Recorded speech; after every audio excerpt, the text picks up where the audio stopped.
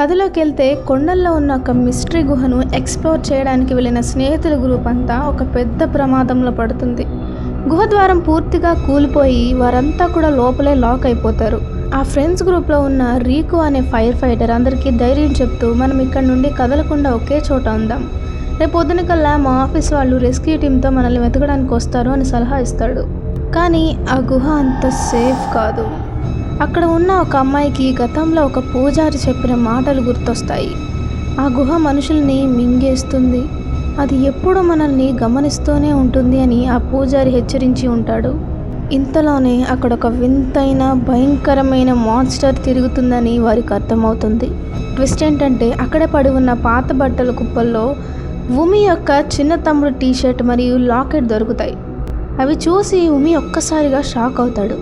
ఎందుకంటే అవి 12 ఏళ్ల క్రితం ఇదే కొండల్లో తప్పిపోయిన అతని చిన్న తమ్ముడు తయువి. అంతేకాదు బయట తిరుగుతున్న ఆ రాక్షస జీవి మెడలో తన తమ్ముడు కీచైన్ ఉండడం ఉమి గమనిస్తాడు. ఆ ఆధారాలు చూశాక ఉమి నా తమ్ముడు చనిపోలేదు, ఇన్నాళ్ళు ఈ గుహలోనే ఒంటరిగా బతికే ఉన్నాడు అని గట్టిగా నమ్మి తన తమ్ముడిని వెతకడానికి గుహ చీకట్లోకి పరిగెడతాడు. అతని వెనకాలే మిగిలిన ఫ్రెండ్స్ కూడా పరిగెడతారు. అయితే ఆ చీకటి ప్రయాణంలో హజీమే చెయ్యి బెనుకుతుంది. నొప్పితో అతను విలువిలలాడుతూ ఉంటాడు. వారి ఫ్రెండ్స్ గ్రూప్లో ఉన్న ఫుతాబా అనే అమ్మాయి ధైర్యం చేసి ఆ ఎముకను గట్టిగా లాగి సరైన స్థానంలోకి తెస్తుంది. ఎందుకంటే తను ఒక యూనివర్సిటీ హాస్పిటల్లో పనిచేస్తూ ఉంటుంది. తనని కాపాడినందుకు హజీమే ఆమెకు థ్యాంక్స్ చెప్తాడు. కానీ ఉమి తీవ్రమైన గిల్ట్తో ఉంటాడు. ఎందుకంటే నా వల్లే మీరంతా ఈ నరకంలో చిక్కుకున్నారు, హజీమేకి గాయమైంది, ఇదంతా నా తప్పే అని ఏడుస్తాడు. కానీ వెంటనే కళ్ళు తుడుచుకొని మనమందరం ఇక్కడ నుండి బయటపడ్డాక మీ అందరికీ నా ఖర్చులతో గ్రాండ్గా బిర్యానీ పార్టీ ఇస్తానని చెప్తాడు. అలా జోకులేస్తూ వాళ్ళ ఫ్రెండ్స్ని నవ్విస్తాడు. వాళ్ళందరూ గుహలో నడక ప్రారంభించి దాదాపు 3 గంటలు దాటిపోతుంది. సాయంత్రం అవుతుంది. సూర్యకాంతి లేకపోవడంతో అసలు సమయం ఎంత అవుతుందో కూడా వారికి అర్థం కావడం లేదు. అందరికీ విపరీతమైన ఆకలేస్తుంటుంది. బ్యాగ్లో వెతికితే కేవలం కొన్ని బిస్కెట్లు, చాక్లెట్స్ మాత్రమే దొరుకుతాయి.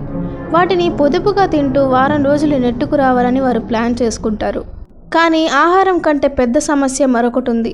వారి ఫోన్లో బ్యాటరీ కేవలం 26 మాత్రమే ఉంది. టార్చ్ లైట్లు ఆరిపోతే చీకటిలో వారు పూర్తిగా నశించిపోతారు. అందుకే బ్యాటరీలని ఆదా చేయడానికి అందరూ ఒక 2 గంటలు పడుకొని రెస్ట్ తీసుకుందామని నిర్ణయించుకుంటారు.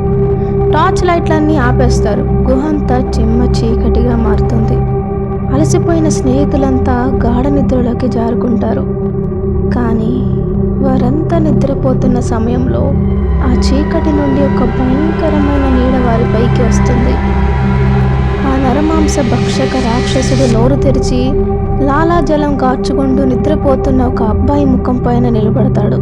ఆ రాక్షసుడి పదునైన పళ్ళు ఆ అబ్బాయి తలని నమలడానికి సిద్ధంగా ఉన్నాయి. మరి ఆ నిద్రపోతున్న అబ్బాయి ప్రాణాలతో బతుకుతాడా? చీకట్లో ఉన్న మిగతా వాళ్ళు అతన్ని కాపాడగలరా?